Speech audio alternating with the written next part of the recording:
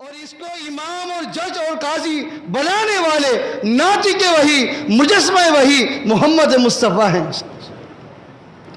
ان کی عظمت کے کیا کہنے. فتویٰ کیا دیا؟ فَفِرُّوا فِي الشِّعَابِ وَالْأَوْدِيَةِ، یہاں سے نکلو، جنگلات کا رخ کرو. دوسری طرف امام ہیں سیدنا معاذ رضی اللہ عنہ. اللہ اکبر، ان کی عظمت و شان کے کیا کہنے. شروع اسلام میں آپ کو معلوم ہوگا جب نماز فرض ہوئی طریقہ یہ تھا کہ نبی علیہ الصلوۃ والسلام نماز پڑھا رہے ہیں، پیچھے آنے والا شخص اگرچہ 1 رکعت 2 رکعت ہو چکی ہے، پہلے وہ آئے گا صف میں شامل ہو کر نماز شروع کرنے سے پہلے اپنے ساتھ کھڑے ہوئے شخص کو سلام کرے گا. سلام کا جواب بھی وہ نمازی نماز کے اندر دے گا.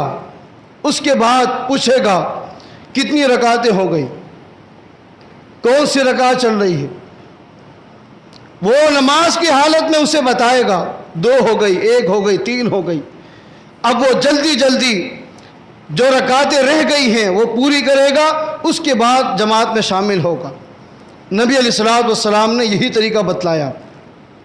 اللہ اکبر. ایک دن اللہ کے پیغمبر صلی اللہ علیہ وسلم نماز پڑھا رہے ہیں. سنن ابی داؤد میں اور امام احمد مسند کے اندر تفصیل سے لے کر آئے ہیں.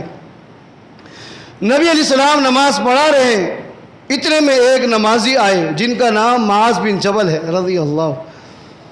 آ کر سوچا کہ پتہ نہیں کتنی رکعت ہو گئی، اگر میں پوچھوں اور وہ رکعتیں ادا کروں تو ہو سکتا ہے اللہ کے پیغمبر کے پیچھے مجھے جماعت نہ ملے.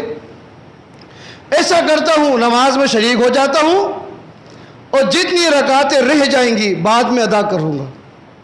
ایسا ہی ہوا.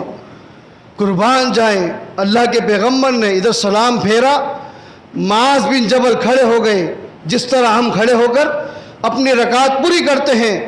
اللہ تعالیٰ کو معاذ بن جبل کی یہ ادا اتنی پسند آئی، ابھی معاذ نے سلام نہیں پھیرا تھا، جبریل کو بھیج کر قانون تبدیل کر دی. میرے پیغمبر اعلان کر دیں آج جس طرح معاذ نے نماز پڑھی ہے اب قیامت تک یہی طریقہ چلے گا.